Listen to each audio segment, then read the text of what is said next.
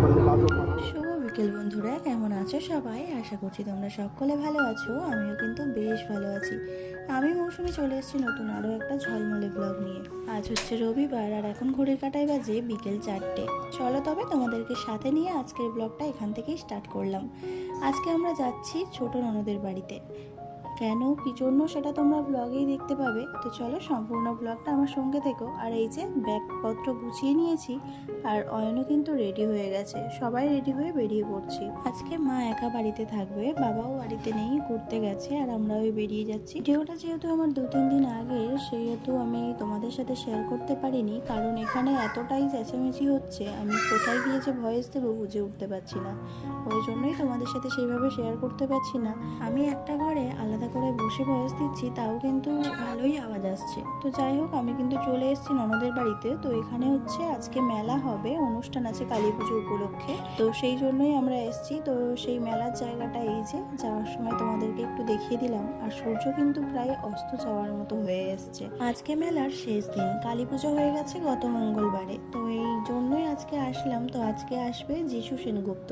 আর এখানে প্রত্যেক বছরই এইরকম বড় বড় সেলিব্রিটি আসে। একবার ফোন করেছে, সেই একবার নামাজ সময় একবার ফোন করেছে।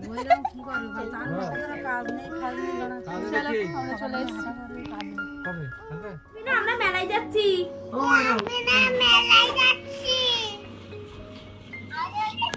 ও তাড়াতাড়ি আয়, আমি খেলনা খেলবো, তোর জন্য খাবার নিয়ে এসেছি।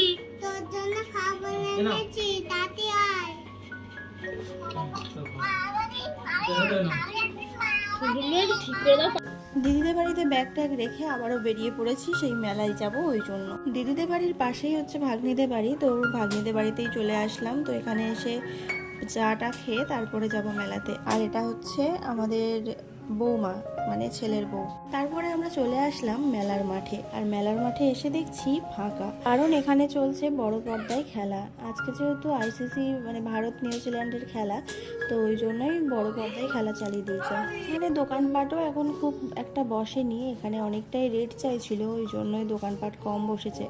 আর যতটুকু লাগবে সেই রকমই আছে, যেহেতু এক সপ্তাহ ধরে মানে মেলাটা চলছে ওই জন্যই। তো চলো এখন তোমাদেরকে একটু সামনের থেকে দেখাই। আর এইখানে দেখো যে যার জায়গা ধরে রেখে দিয়েছে, এই যে বস্তা, কাগজ, মাদুর, এইগুলো পাতা